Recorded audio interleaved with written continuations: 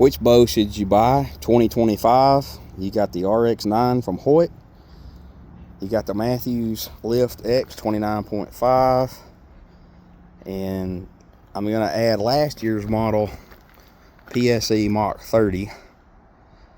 All at 28-inch draw and somewhere around 70 pounds. What's the differences in these three flagship bows? Well, let me start with the Mach 30.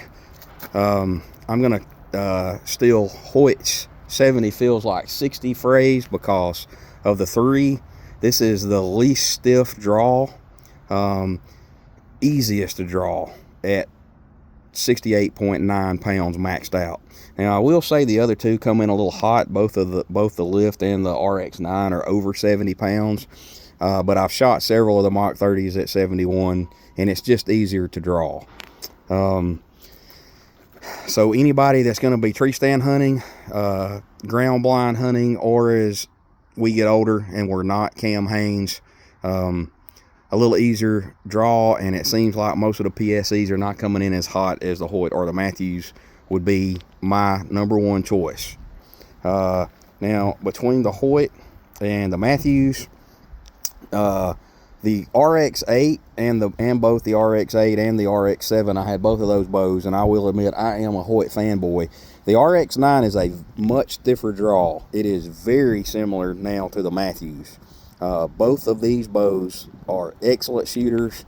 They hold well at distance, and believe it or not, the Mathews is on 73.8 pounds, and the Hoyt's actually on 71.4 or 5, I believe, somewhere in there, and they both were chronoing at 295 with a Victory VAP TKO at about 27 inches. So the speed's a toss-up. So I will say I still feel a little torquey on the new Mathews grip. I know everybody is either a fan of that grip or an automatic no. I'm an automatic no. I was hoping the new grips would be better, so I've got the Contour, and it is better, but I still tend to torque the Mathews a little bit more than I do the Hoyt's grips. I just do, and it may be because I've shot them for so long and I do prefer the Hoyt grip. But I will say between these three bows, you can't go wrong. And just know, I think the big thing is between the Hoyt and the Mathews, you are going to get that stiff draw. But man, when they drop into the valley, they really anchor and hold really well.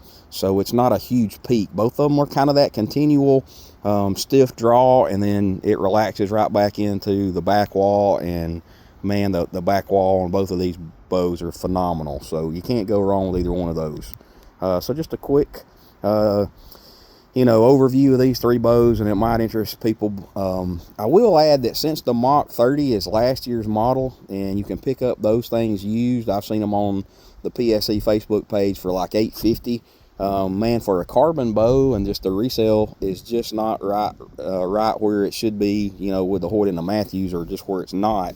The Mach 30 at $850 for a used bow would be very, very hard to beat.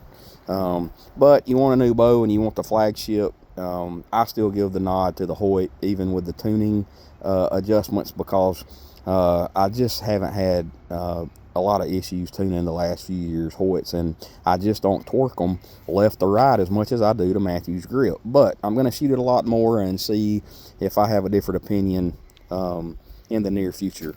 Last thing I'll add is I am trying out the dialed sight, the proof.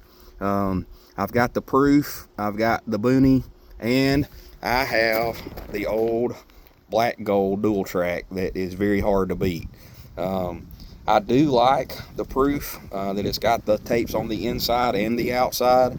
I think it helps when you're hunting and when you're just in the backyard shooting. Just kind of speeds up the process. But we'll see. It's awfully hard to beat a Booney or a black gold, so they are definitely in league with those two sights now. The Arxos, in my opinion, was not, but now they're right there together. I think it's going to depend a little bit on just your personal preference on the looks and maybe the scope housing from the factory. I still think the best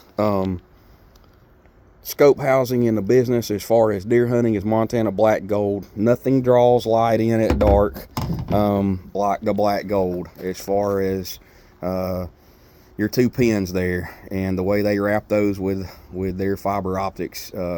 It's patented for a reason. So it's really hard to beat, especially in the south when our deer tend to move later, it seems like, than some of your northern deer. That's it. Have a good day, and I hope you learn a little bit something from this video. The Crappy Bowman out. Till next time.